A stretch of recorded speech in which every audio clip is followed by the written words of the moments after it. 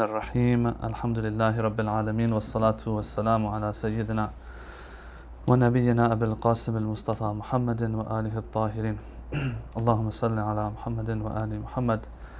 Assalamu alaikum, brothers and sisters, and welcome to the 23rd session we're having on Shia Imamiyya doctrine and the Shia Islamic belief system. Alhamdulillah, we've made it this far. We were talking about the Holy Prophet and Nubuwwah Khassa, which was the specific prophethood. Before this, we spoke about general prophethood, which had to do with the Holy Prophet, all the Holy Prophets, and how prophethood works and miracles and all that kind of stuff. After we were done with all of that, we moved into specific prophethood, which is the prophethood of our Holy Prophet, and discussed there how the general principles and rules that we have for prophethood apply to our Holy Prophet. So, for example, we were trying to identify what the miracle of the Holy Prophet is, how it's a miracle, and so on and so forth. So we got to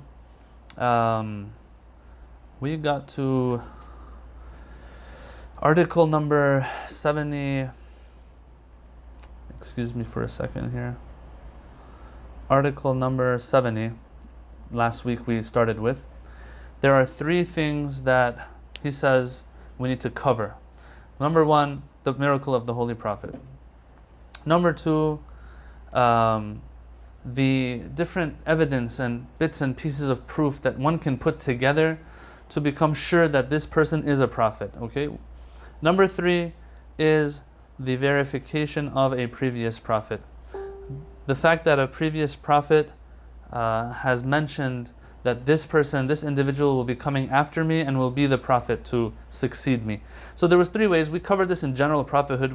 Once we moved into specific prophethood of our Holy Prophet, we were trying to figure these three out, how they apply to our Holy Prophet, Muhammad sallallahu alaihi wasallam.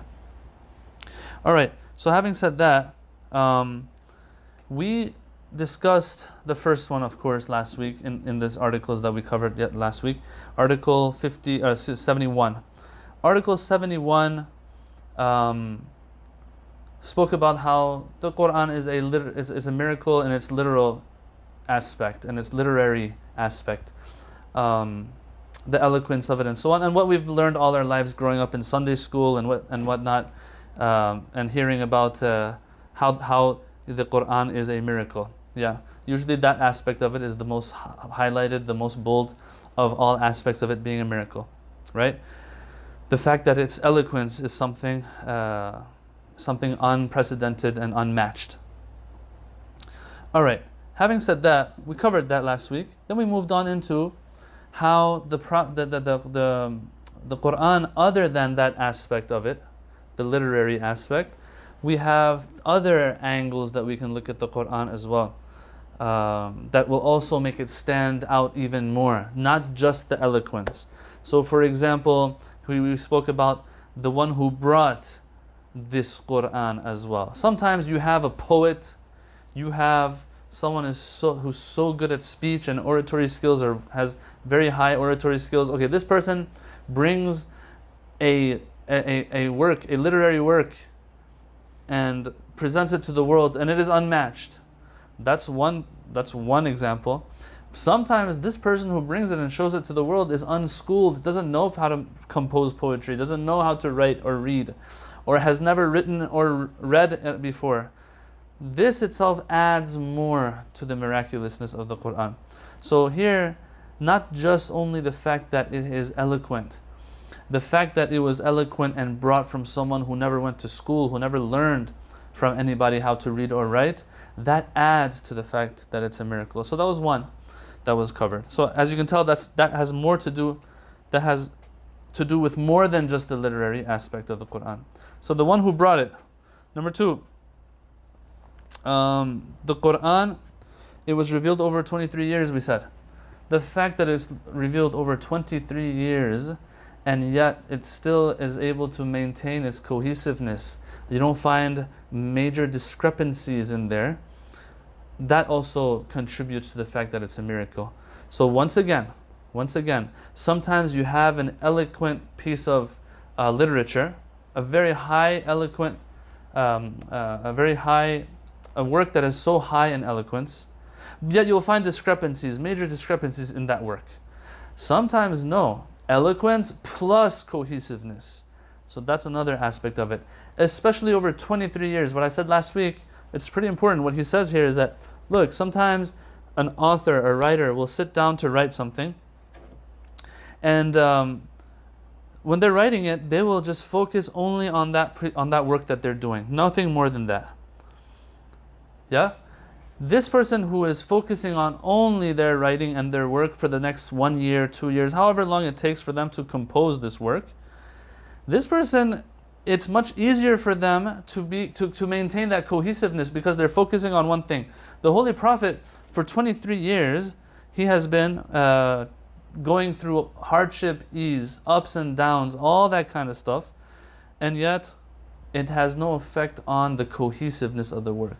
The verses that are revealed in Mecca versus the verses that are revealed in Medina, the argument is that you will find that there's cohesiveness. Yes.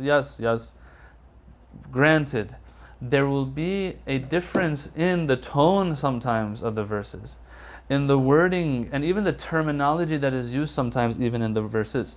Meccan verses versus Medinan verses. But these are not considered discrepancies. Times change, situations and circumstances change. As a result, what happens is the verses will have a different tone to them, will have different aspects to them. That doesn't mean discrepancy. That has to do with change in circumstances. Now, there are some who might say that yes, we feel that there are some discrepancies in the Quran. Some verses might not read with other verses.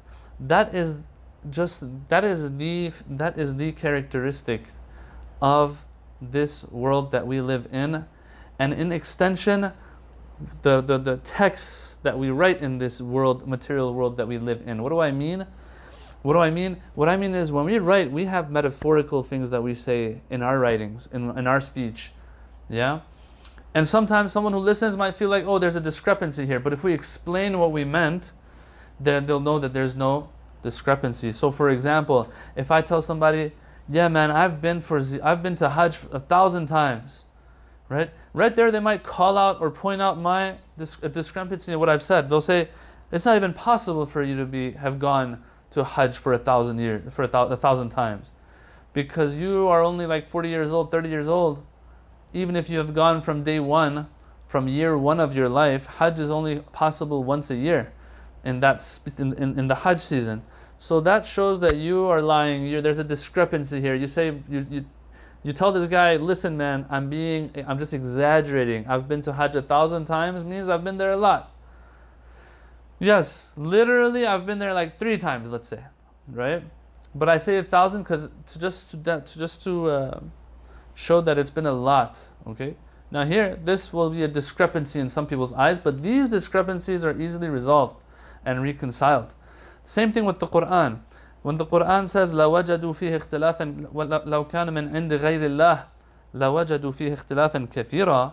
When the Quran says, hey, if it was from other than Allah, you would find a lot of discrepancy in it. Some people might say, well, that means that there's a little bit of discrepancy then, because what is negated in this verse is a lot of discrepancy. The answer to that is the little bit of discrepancy that some might see, these are not established discrepancies. These are not established. They can be easily explained once we have access to what is really meant by those verses. So for example, if the Quran says Allah created the heavens and the earth in 6 days, but then another verse says He can do whatever He likes, قَادِرٌ عَلَى كُلِّ شَيْءٍ عَلَى كُلِّ شَيْءٍ قَدِيرٌ, He is powerful and is able to do whatever He wills and wishes. Someone might say, oh, discrepancy. Why? 6 days it took Him to create the heavens and earth. He could have just done it in the snap of a finger. Why didn't He? So this is a discrepancy. The answer will be that no, philosophically, in a material world, God is all powerful, but in a material world, things take time to grow. A tree takes time to grow. If God is going to bring it into existence, there's a way He brings it into existence. So there is no discrepancy there. These things that are seen as discrepancy, in reality, they're not discrepancy. Anyway, point being we had, number one, in addition to the fact that the Quran is a miracle when it comes to its eloquence, in addition to that, we had a few things. Number one, the fact that the Prophet brought it, who was unschooled. Number two, the fact that over 23 years this Quran was revealed, yet we find no discrepancy, we find cohesiveness. And number three, what I didn't speak about too much last week, but we alluded to it a little bit and discussed it a little bit, was the fact that the Quran, what you find in it is a uniformity amongst the legal system that it presents and brings to the people, and it is all based on the fitrah of the people. All of this we discussed last week. Okay, let's move on now to what we need to cover this week, inshallah. And salam to all the people who are saying salam. I just noticed that we had a lot of salams. Salam to all of you, and thank you for tuning in. Yeah, so article number 73. Article number 73 continues with the same list that we started in the previous article, where we said, number one, the person who brought this miracle. Number two, the 23 years in cohesiveness. Number three, the uniformity and everything in the legal system of Islam being based on the fitrah and the nature of the human being, and so on. Moving on now, article 73 extends that list even further, and says that the Quran in different verses is speaking about certain things of the natural world, certain secrets of the natural world that people of the past didn't have access to, didn't have knowledge of.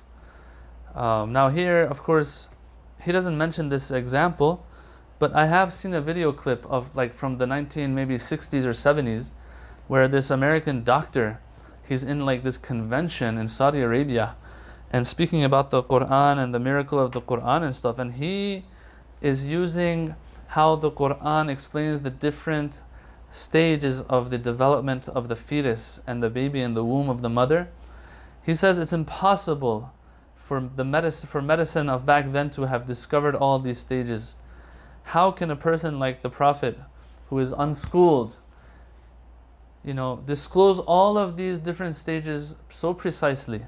He says this. I mean, it's interesting. He's an American and non-Muslim, but yet he says he acknowledges this, that this cannot be something normal. This is not something normal. This is something divine, and that's the only conclusion we can draw. Okay, so this idea of the fetus and the different stages of its development, these are things that you find in the Quran, sprinkled and scattered across the Quran, which are a clue that this is not an everyday book. And this cannot be a made-up book from a person just on their own. They must have had some divine aid for this. It must have come from above. Another example that now the book has here is, it talks about, he says, the law of gravity. Yes. What's the verse for that? He says, Allahu alladhi rafa'a as-samawati bighayri amadin tarawnaha. Allah is the one who raised the heavens and the skies بِغَيْرِ عَمَدٍ تَرَوْنَهَا, through pillars that you cannot see, through other than pillars that you can see. In other words, invisible pillars. So in other words, this sky is standing up high, planets are not running into each other. All of this stuff is happening. Why? Because there are pillars that we cannot see. Interesting, isn't it? This is one of my favorite verses when it comes to this scientific stuff. That, look, what does the Quran mean when it says بِغَيْرِ عَمَدٍ تَرَوْنَهَا, that these are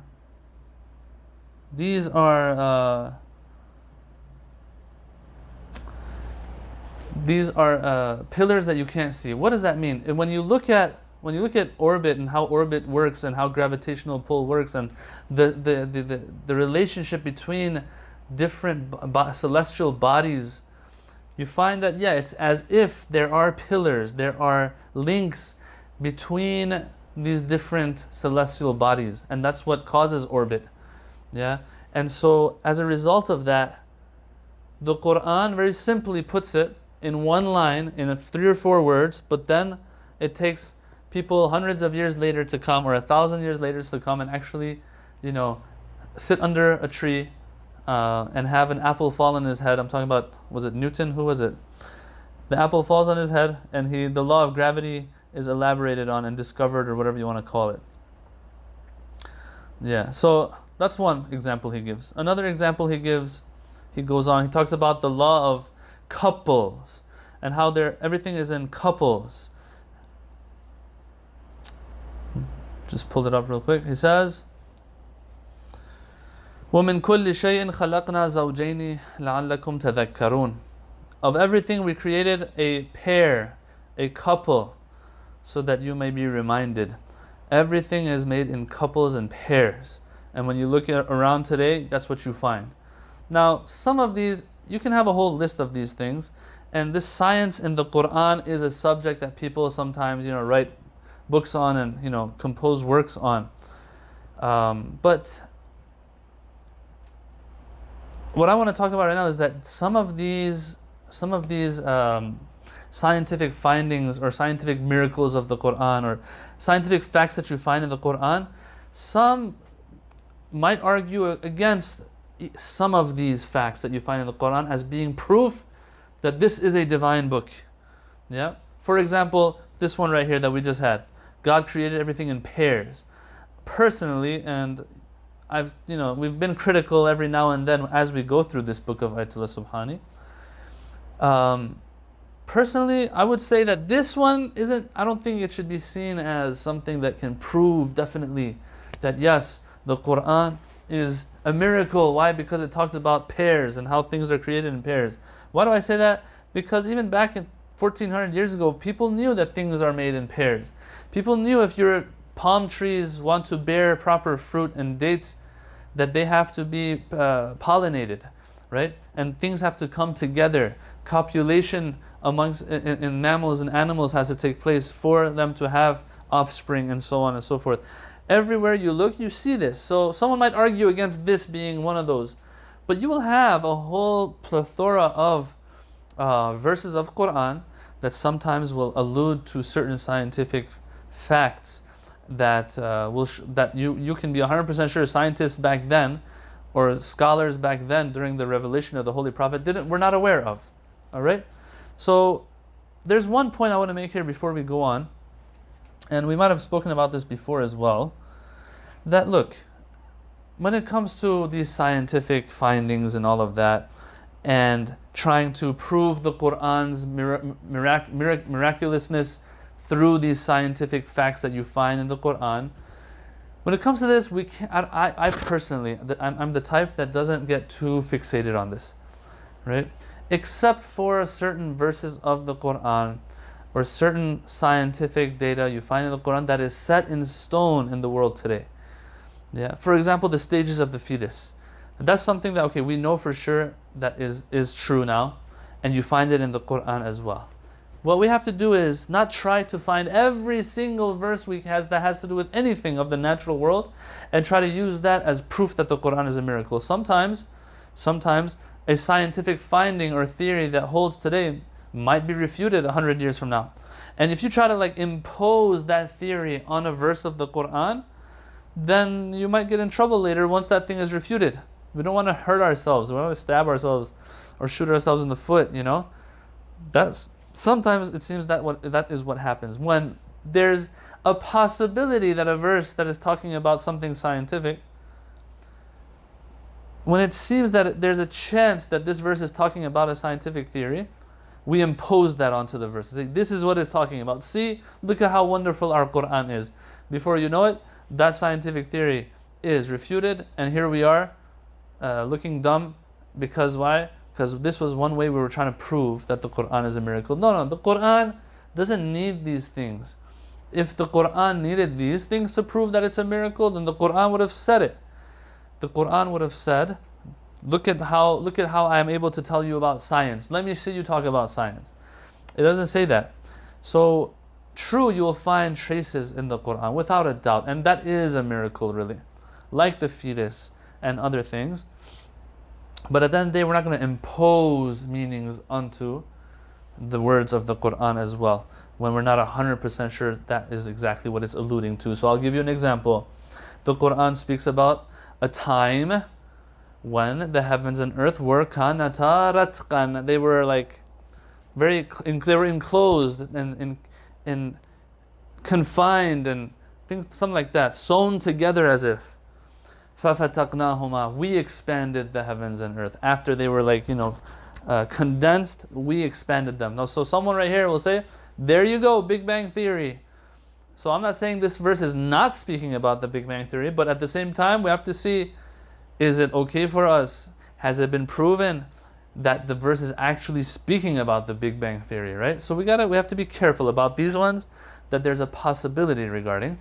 But the ones that are set in stone, like the fetus, then those can be used. Now, some find fault in this. They'll tell you, look, the Quran, why do you even want to prove that it's scientific? Just, it's a book of the religion, a book of the faith. So why do you even care if the Quran has science in it or not? The answer is, that's a very good point. And yes, it is a book of faith, and it is a book that is here to secure our hereafter life, and also bring about as much felicity in this world for us as possible as well. But the main goal and the main job description of the Quran is delivering us in the afterlife, our deliverance in the afterlife, our felicity and prosperity in the afterlife. So that's true. But now that we do have some scientific things in there, why not, make the most of it and say, hey, look, this is also a sign that this book came from somewhere divine and is not the work of man. Okay? Now,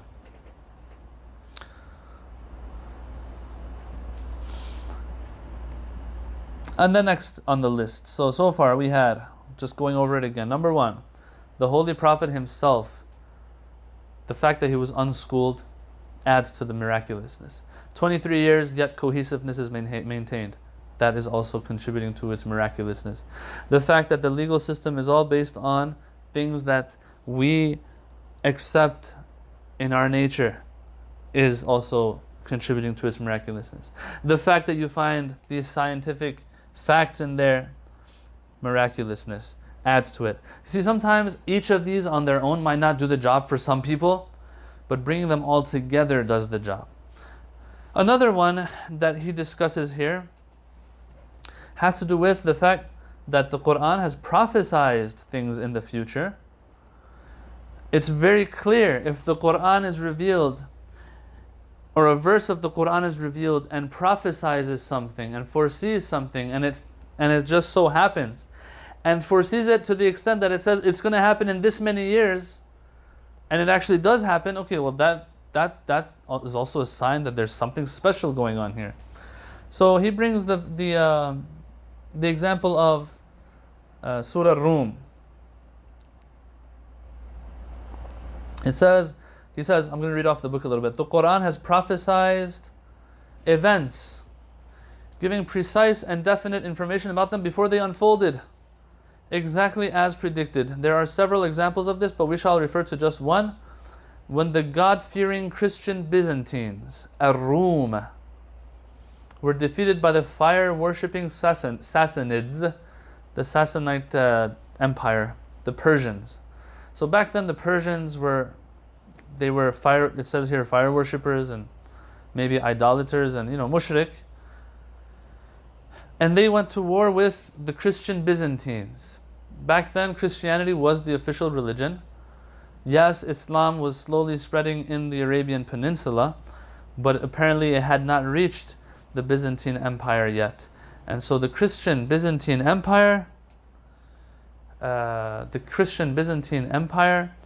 is seen as a God-fearing, a good, let's not refer to it as that, but it's a monotheistic empire, let's call it, versus a fire-worshipping empire, let's call it. I know I'm just speaking very loosely right now, I'm sorry. These two went to fight each other. Now, of course, the monotheistic one should win and should defeat the fire-worshipping ones because God's on their side, right? But they were defeated on the contrary. The Christian Empire was defeated. The Romans were defeated. Now, this is Roman, not the Romans of Italy. The Roman Empire here it's talking about, encompassing the Byzantine as well. When the God-fearing Christian Byzantines were defeated by the fire-worshipping Sassanids, the pagan Arabs took this as good omen, declaring that they too would prevail over the God-fearing Arabs of the peninsula. As regards this event, the Quran gives precise information. Okay, it says, غُلِبَتِ الرُّوم. The Romans have been defeated. فِي أَدْنَى الْأَرْضِ. In the nearer land. And they, after their defeat, will be victorious within 10 years. That's what the translation says here. We'll have to see. فِي بِضْعِ سِنِينَ means 10 or less probably. That's why they've translated it to within 10 years. God's command in the former case and in the latter, that this is God's command. This is His decree. So the Quran is saying that, look, they got defeated, but in 10 years, in less than 10 years, they will come back and be victorious over the Sassanid Empire. And on that day, believers will rejoice, they'll be happy. So this is a prediction that the Quran is giving. He says, the events took place exactly as predicted, and both God-fearing groups, both God-fearing groups, the Byzantine Christians and the Arab Muslims, prevailed over their respective enemies, meaning the Iranian, Persian, Sassanids, and the pagans of Quraysh. Thus we find at the end of the verse a reference to the happiness of the believers, for these two victories were simultaneous. So this is something that is predicted. It's not just a prediction, oh, I think they're going to win, The Quran tells us in less than 10 years, this is going to happen. And it did happen. And when they do, and when it does happen, the people will be happy again. That's exactly what happened. Okay, before I go on to the next one, we have a question here. Let me read it real quick. If not everything is mentioned in the Quran, then what is this verse about? And there is no creature on or within the earth or bird that flies with its wings except that they are communities like you. We have not neglected in the register anything. Then unto their Lord they will be gathered. I know it's not the book of science, but guidance. But then what is the above verse talking about? Sister, the Quran, when it says Kitab, right? Sometimes it's referring to the book of the Quran, maybe. ذَلِكَ الْكِتَابُ لَا رَيْبَ فِيهِ هُدًى لِلْمُتَّقِينَ, for example. Sometimes Kitab is referring to the knowledge of Allah. Yeah, we have to see what the tafsir of these verses are. So for example, you brought this verse that there is no creature, we have not neglected in the register anything. You see right here it says register. Even the translation of it, although it might be Kitab, let me bring up the verse real quick. Ma farratna fil kitabi min shay. That's what it says, Kitab. But you see how the translation says register? What is this register? What is this safe? What is this treasure chest or chest? What is it talking about? Is it talking about the book of the Quran? Or is it talking about something else? The answer is no. It's talking about something else. Let me very quickly bring up Tafsir al-Mizan right here on this software that we have and find what he says here about fil kitab.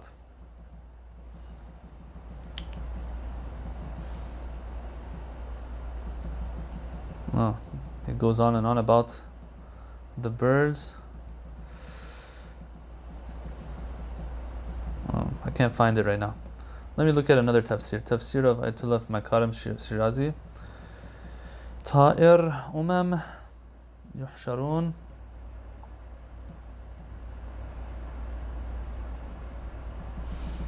Excuse me.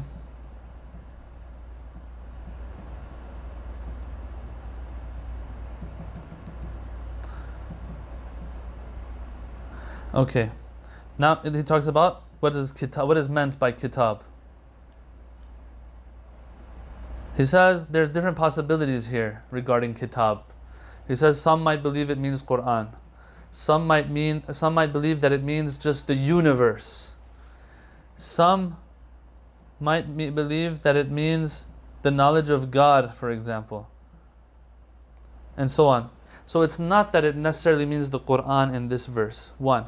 2, he says if it means Quran, not that every single detail of science is in the Quran. He says Everything in a general sense can be found in the Quran. Yeah. So we talked about this before as well. Another verse of the Quran says that the Quran is tibyan likulli shay. It is a clarification and explanation of all things. So here someone might say, here this is also a verse that says you can find anything in the Quran, even nuclear science, for example, in the Quran. But then the mufassirin, the commentators of the Quran, will tell you that no, what might be meant here is tibyanan likulli shay. It is an explanation of all things that are related to you and your salvation in the hereafter. Not every single scientific detail and psychological and sociological. Yes, you'll find some of these things in there too, but the whole science, is that what God was after? What's for sure is you won't even find everything about Islam in the Quran, in its details. Nowhere in the Quran does it say Salatul Fajr is 2 rak'ah. Nowhere in the Quran does it say that you have to do 7 times circulation around the Kaaba in Tawaf, for example. So, keeping all of these things in mind, one can conclude that if the Quran ever says you'll find everything here within me, what is meant by it is probably something more general, not everything specifically. Okay, I hope that answers the question. Okay, going back to the list that we had. So I think the 4th or 5th one on the list was the prophecies that can be found in the Quran. Number 6 or 5 or 6, whichever number we're at on the list. Another one of those things that, in addition to the eloquence and i'jaz al-Quran through eloquence, one of the other things that you can have and can talk about is the fact that the Quran speaks of the lives of previous prophets and of past communities in various ways. He says, it might be said that being the final revelation, the Quran clarifies much of the information found in previous scriptures pertaining to the prophets of the past, their missions, and their communities.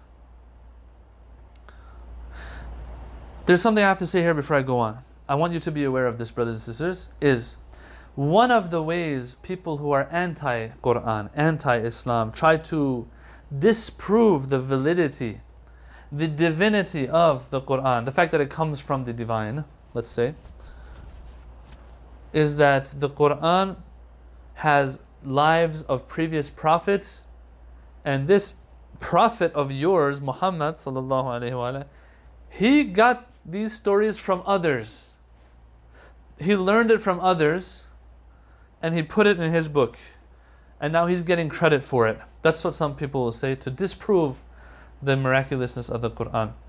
It's a good thing to say, but the question that we have is, the Prophet of Allah, where did he learn these stories from? Who taught him these stories? To learn these stories, you have to have access to scriptures of the past. He's in Mecca. True, there were the Jews of Medina, but were there active communities of Jewish faith in Mecca when the Holy Prophet was receiving revelation?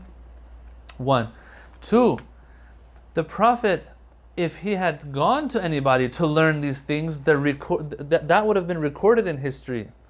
The reports of it we would have today in history, but we don't have anything that he went and sat for 2 years in the presence of such and such a Jewish rabbi, or this priest or a rabbi, whatever, monk, whatever you want to call it, and learned scripture from them and then wrote his own book. No, this person, the Holy Prophet, is growing up amongst the people. They're seeing him. The first point that we had on the list of reasons why this book is a miracle was the Prophet himself, right? The unschooled Prophet. He never went to school anywhere. He never was taught by anybody. And you know what they'll say in response? Keep this, get this. They'll say, he used to go with his uncle Abu Talib, used to go on trips for business and trade. It was in those times, as a child, that he was learning these things and so on. Well, that is something that is just not proven, brothers and sisters. Nowhere in history does it say the Prophet sat down. Plus, if he has time, if he's going on these trips and journeys with his uncle Abu Talib, how many, first of all, were they? Second of all, he's a child. How is he going to remember all these stories and the details, intricate details of them, to 20, 30 years later put them in his book of the Quran? And number three, you need time when you're on when you're traveling like that, on a business trip like that. It's not like, okay, let's sit down for 2 weeks and listen to stories of prophets from scripture and the Old Testament and so on, so that now he can copy them and put them in his Quran 30 years later, however many years later. So that's not how it works. So once again, you can always reject something with unfounded proof. It's very easy. But no, that's not how academics works. What they do is they will bring proof. They'll say, see, in this book, this historical book, that historical account, yes, we read that the Prophet, when he was 12 years old, he sat down with a monk for 3 weeks and learned scripture from him. Okay, so they'll take that piece of information, pair it with the Prophet having a book 40 years later, 30 years later, put these together, the result is, okay, he must have used some of what he learned before in his own book. But the Quran very clearly says, you never even picked up a book in the past. Because if you did, that's when people would start doubting. We didn't even let that happen for you. Not only that, you won't find in any historical accounts that the Prophet, sat down for weeks to learn from books of other faiths and so on. So that's something I just wanted to add here, that if Ayatollah Subhani here is saying this, there will be some people that will answer him, and then this is how we'll answer back to them. You can always guess and use unfounded evidence to disprove something, but the disproving of it will be as valuable as the actual proof that you have, which is unfounded. So it doesn't hold any value in academic circles and in that arena. Anyway, there's a lot more to talk about here. They will also have answers. I hate to sound like, oh, look at us, we have the answers and we can destroy everyone. No, they'll have good points too that we have to also answer and respond to. But that's just in a nutshell. I just wanted to, make sure that you're aware that this stuff is discussed. You can find these things online too. Anyway, he goes on to Subhanahu. He says, in the Quranic accounts of the lives of the prophets, there is not the slightest divergence, either from the dictates of the intellect or of innate human nature, from what the supreme status of the prophets implies. So, what the point he's trying to make here is this. He says also, in addition to the fact that we find all these stories of previous prophets in these books,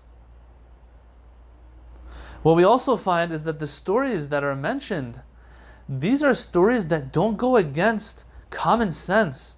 These are things that don't go against universal principles of faiths. So for example, what's one universal principle? That incest is not allowed in any faith. But then you'll find, for example, in maybe in the Book of Kings, or I don't know which one it is in the Old Testament, when it's talking about Prophet Sulaiman, for example, or Prophet Dawood. I don't remember which one it was exactly. I think it's Prophet Sulaiman. Prophet Sulaiman in Islam is a prophet. In the Old Testament, I think he's one of the kings, not one of the prophets. And so you will find stories of maybe incest in there, and it's very upsetting. But yeah, that's what it is. It's there. Or other individuals, such as, I don't remember. This has been a long time since I read these things. Or Prophet Job, Ayub, how he will question God when hardship befalls him.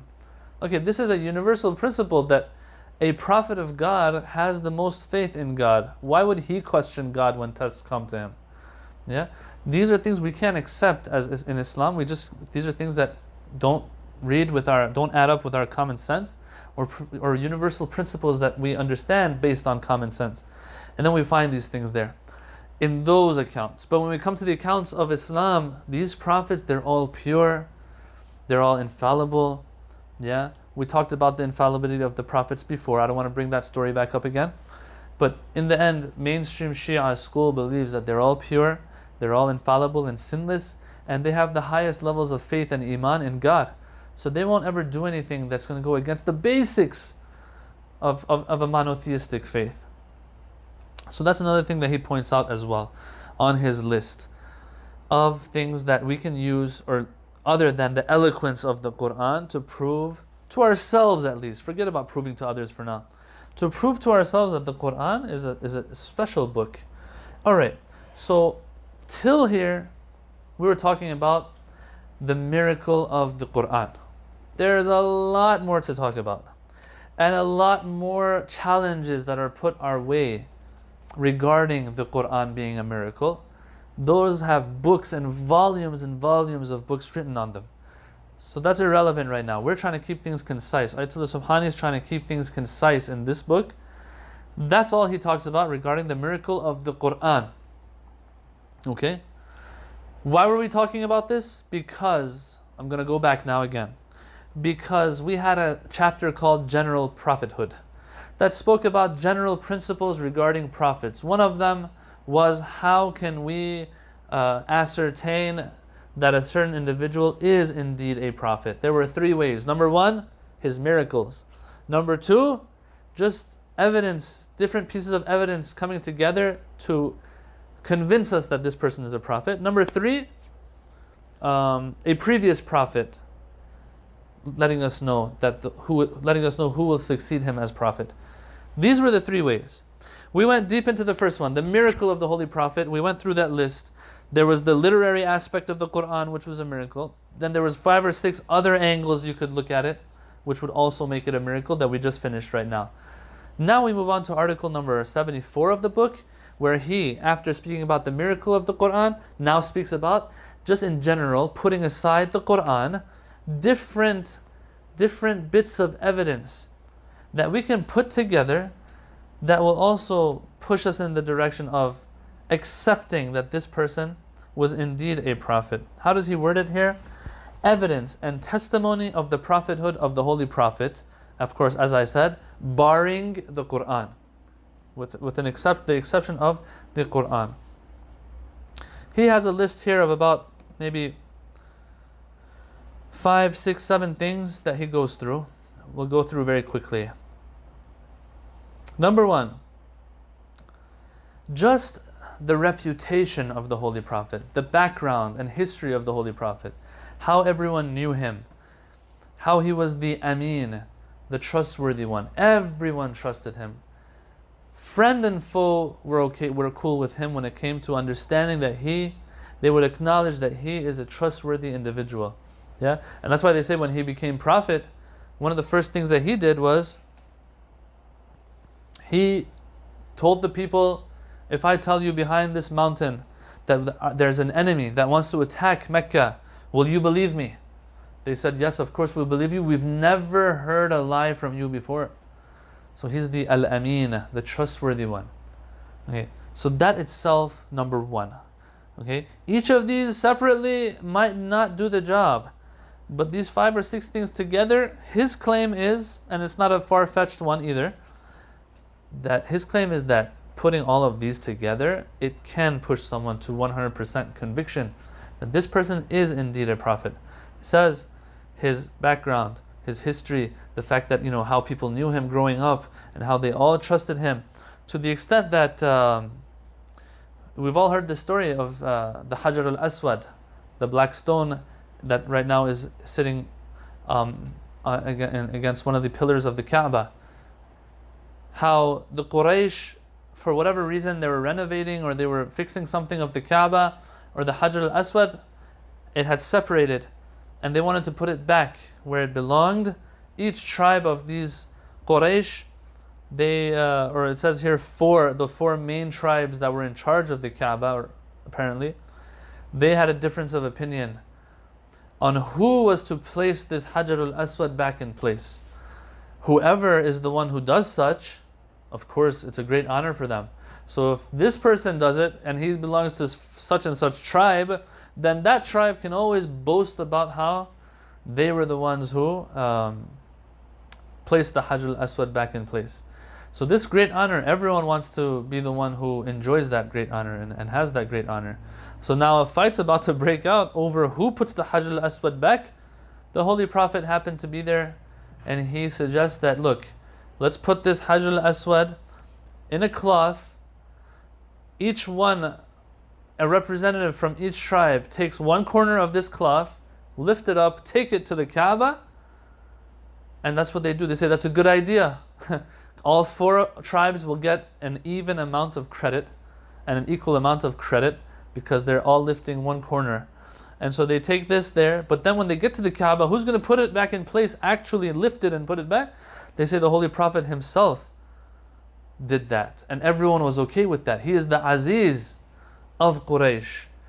This is something super important that sometimes we forget, that the Prophet was loved by everyone because of his demeanor, because of his character. Even before prophethood, he was the Aziz of Quraysh, the loved one of Quraysh, the Amin of Quraysh, the pure one of Quraysh. So that's number 1. Number 2, the fact that he was devoid of the impurities of the society of his time. So let me read off of this very quickly. It says, the fact of being untainted by the impurities of his ambience. The Prophet of Islam was raised in an environment dominated by idolatry, gambling, the burying alive of female babies, the eating of carrion, corpses and stuff, and various other forms of impropriety. Nonetheless, the Prophet was an exemplary figure, standing above his environment, remaining untainted in any respect by the moral and spiritual corruption around him. You see, brothers and sisters, the people of his time, it's not like they thought everything they're doing is okay and lawful. They knew deep down inside that what they're doing is wrong, but they would still do it. And you have this even till today. People who won't practice the faith properly, they'll know that there's something wrong there, but they will acknowledge and honor the one who does practice it, and they will know that this person is different because they're 100% practicing what they're supposed to be doing, what they're supposed to be. The same thing with the Holy Prophet. These people, all of them, are captives of their lustful, whatever it is, desires and carnal desires that they had. And so as a result, they're all falling in this corruption and filth. But they know that there's one person that's away from all of this. And yes, Shia mainstream believes that, and we've covered this before, that a prophet, if he's going to be a prophet, even before becoming prophet, can't be close to these impurities. And so, number 2 on the list is exactly this. Ayatul Subhani, he says the fact that this person was away from all these impurities. So number 1, just his character, how he was the Aziz, the Amin of Quraysh. Number 2, how he was away from all of these bad things. Number 3, the content of his call. When we examine the content of the Prophet's call, it is striking that he was calling people to the very opposite of the norms prevalent in their society. They were idol worshippers, he called them to Tawheed. They denied the afterlife, he made belief therein one of the tenets of the faith. They buried alive their daughters and considered women to be of little importance, but he restored to women their intrinsic human dignity. They were greedy for riches and usury, he prohibited usury, wine drinking, gambling, all these types of things.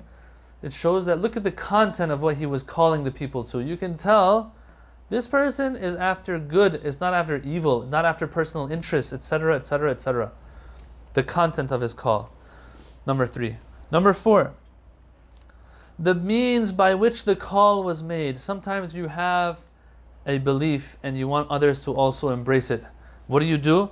You dictate it to them. You're a dictator. You force it onto them. The means you use is the iron fist, whatever, to make sure that they're also on the same page as you. Here it says, the means by which the call of Islam was made, the call of the Prophet was made, the ways and means by which the Prophet issued his call were essentially humane and moral.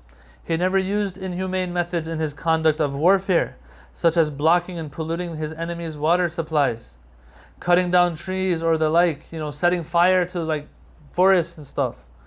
Rather, he ordered that no women, children, or old people were to be harmed, that no trees were to be cut, and that hostilities against the enemy were not to commence until an ultimatum had been delivered. So there was no ends justify the means in his books, it says. For example, at the Battle of Khaybar, he refused to take the advice of a Yahudi to poison the water supplies of the enemy to force them to surrender. Because as you all know, in Khaybar, they were in a fortress. The Yahud of Khaybar were in a fortress. So the water that they have, the supplies are going to end eventually, and the water that reaches them might be through underground sources or whatever, streams or rivers. It's very easy, those who are outside the fortress, to pollute that water and to poison that water. But the Prophet, it says here, did not allow that. Yes, there are going to be accounts that you will find in history that maybe the Prophet said that once or twice, but our historians have proven that those are invalid and unauthentic accounts actually. Alright.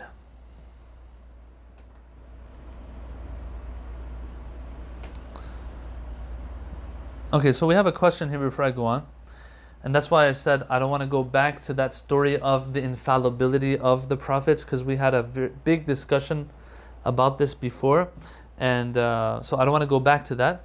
But sister is asking that I've heard that Prophet Ibrahim, na'udhu billah, lied when he was asked who broke all the idols, and he said the big one. Yeah, so was this a lie or a strategy, or what was it? Each of these cases, as I said before, has to be separately analyzed and discussed. This is a very tafsiri, theological, historical discussion.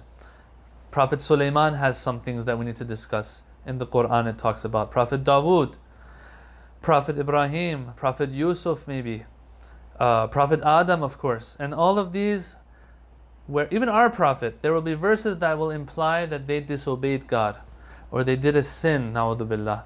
We need to talk about these, each of them separately. All I said before and explained was, we explained some of these issues, some of these different cases. We didn't get to explain all of them. But after we explained some of them, the result we came to was, and conclusion we drew was that, look, mainstream Shia believes that none of these were sins. Each case has a different explanation and has to be approached separately. So I hope that to an extent answers your question. With Prophet Ibrahim's, that one that he says he lied, they'll probably say, our Mufassirin, they'll probably say that when he said the big one broke it, it's a lie when people don't know that you're lying. But when everyone knows that you're lying, it shows that you're making a point to them. They all know that the idols can't walk or move and attack other idols. They know it's a piece of wood. So when they ask Prophet Ibrahim and he says the big one did it, he's making a point to them. They know that the big one didn't do it. And when he says it, he doesn't mean it. He's making a point here that if you're worshipping them, I'm just reminding you that you're worshipping things that you know yourselves can't do anything, can't move. So when he says the big one did it, he's pointing out that you know the big one didn't do it because the big one can't even move. And I'm pointing out that you're worshipping something that can't move. So he's making a point here. It wasn't even a strategy, I want to say, for him to save his life. No. And proof that they knew that he's being sarcastic here, and the fact that he wasn't lying, he was making a point to them, is that they actually took him and they tried to throw him in the fire. Yes?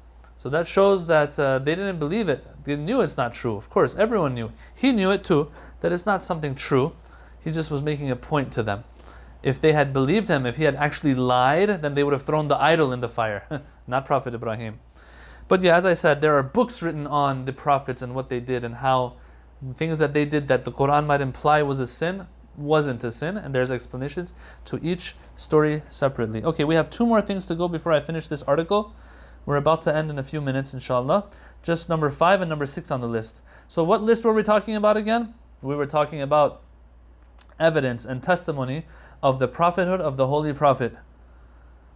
How when we look at things in their entirety, when we look at the bigger picture and different puzzle pieces coming together, we can come to the conclusion that this person was a prophet even if we put the Quran aside.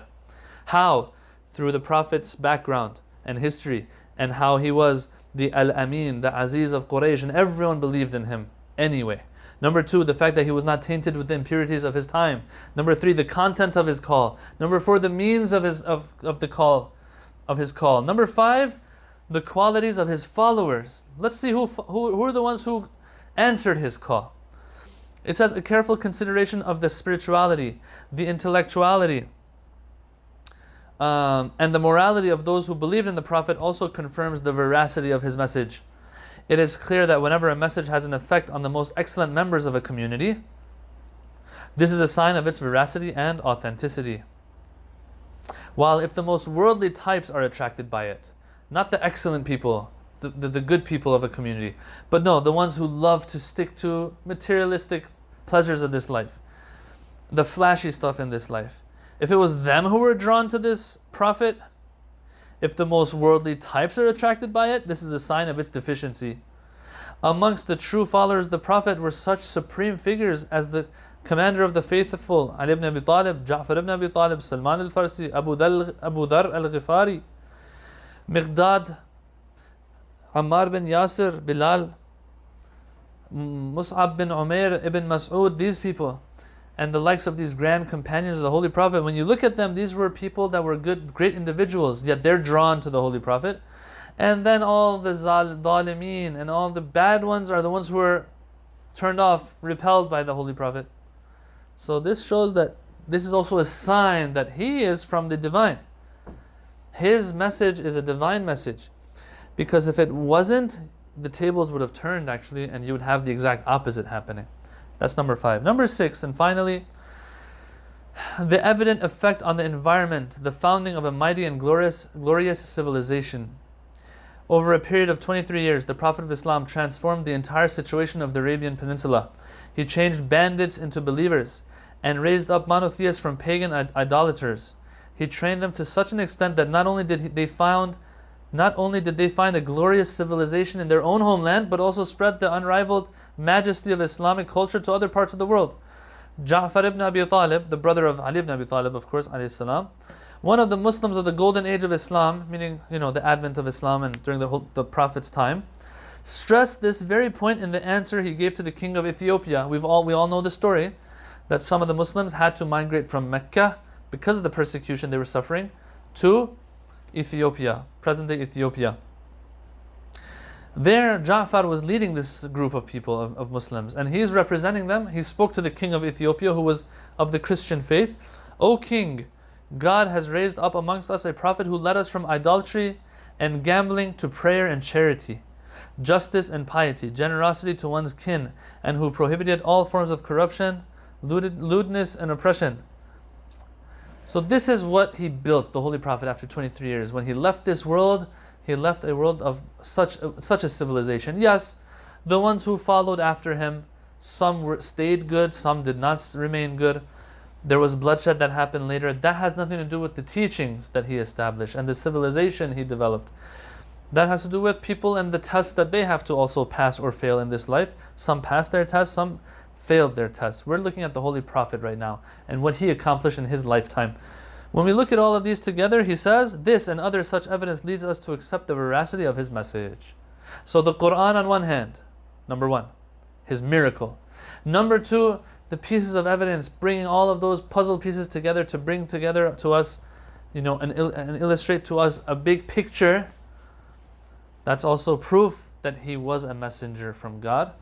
Number 3, confirmation by the previous prophet. Number 3 on our list is how we can also prove that he's a prophet through a previous prophet confirming that. Next week, inshallah, we'll go into Article 75, which addresses this. And I want to see how much we can actually use this, how true this is. How true this is. And Ayatollah Subhani, in his book, makes it sound like, this is something that's also very clear, that the final prophet before our holy prophet, which is Prophet Isa alayhi salam, did mention our prophet. We want to talk about that a little bit, how much that can be used in this day and age as an argument to prove our prophet's prophethood or not. That's something we need to talk about next week. If the Holy Prophet of Islam has been mentioned in previous books, etc. Inshallah ta'ala. Okay, so we're going to end it here. I thank all of you for joining us. And I just want to remind everybody that we will be launching podcasts soon for Mizan. And what we do here, the audio of it will be available in podcasts and Google Podcasts and Spotify. I don't know what these are. I just know that it's going to be there. And Apple Podcasts as well. But in addition to that, also we're going to have some dedicated podcast sessions as well. So those who want to listen to these things in the car, in their commute to work or wherever it is, they can listen to each of these sessions, the audio of them, as they get uploaded there. In addition to, as I said, the dedicated sessions that we'll also have on different subjects as well, inshallah. Walhamdulillahi Rabbil Alameen. Wassalamu alaikum wa rahmatullah. Out.